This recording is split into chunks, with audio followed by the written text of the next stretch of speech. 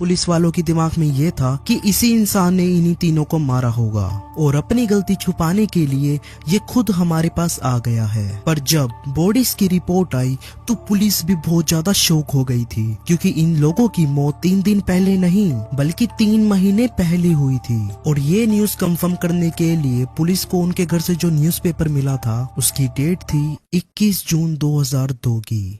इस न्यूज से पुलिस और फोरेंसिक की टीम ने ये डिड्यूस किया कि इन तीनों की मौत 21 जून 2002 के आसपास हुई थी। पर ये लोग कैसे मरे, किसने इनको मारा या इनका मोटिव क्या था मौत की वजह से, ये अभी भी एक राज था। रिपोर्ट्स में ये था कि इन लोगों ने पॉइजन लेकर अपने आप को मार दिया है। इसका मतलब बेसिकली ये लोग अपनी मर्जी से ही मरे थे। पर जब पुलिस ने पूरा घर छाना था तो उनको इनके बेडरूम के पास से एक फिनाइल की बोतल मिली थी और साथ में पुलिस को इस घर में तंत्र मंत्र और काला जादू जैसी चीजें भी मिली थी। कहा जाता है कि जहां इनका रूम था उसके ठीक नीचे वाले फ्लोर में खून और मांस के टुकड़े ऐसे बिखरे हुए रहते थे। लोगों के दिमाग में डिफरेंट टाइप की स्टोरीज है इस घर को लेकर। पर इतनी सारी गाड़ियां और एम्बुलेंस देखकर आसपास के लोग पुलिस वालों से क्वेश्चन पूछने लगे। पर किसी एक आदमी ने इन सभी लोगों को बता दिया कि अंदर ऐसे ऐसे हुआ था, कि ऐसे ऐसे 3 लोगों की मौत हो चुकी है। ये सुनने के बाद सभी लोग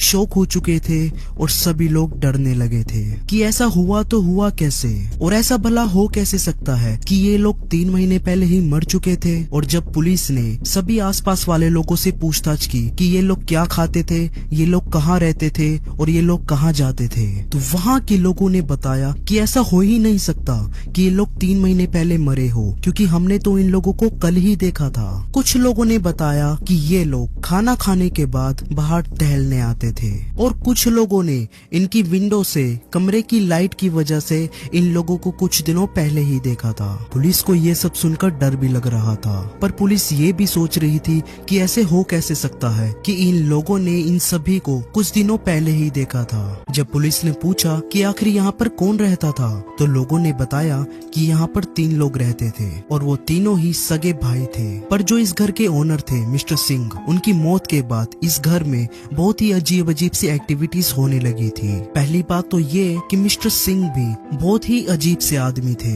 उनके घर में वो और उनका नौकर रहता था। उनके नौकर ने मिस्टर सिंह को काफी बार बोला था कि सर अब ये घर पुराना हो रहा है, ये घर टूट रहा है, हमें इसको रेनोवेट कराने की जरूरत है। पर मिस्टर सिंह 1 रुपए भी नहीं निकालते थे इस घर को ठीक कराने के लिए। और मिस्टर सिंह की मौत के बाद ये घर गया उनके बेटे को, जिसको इस घर में रहने का कोई भी इंटरेस्ट नहीं था।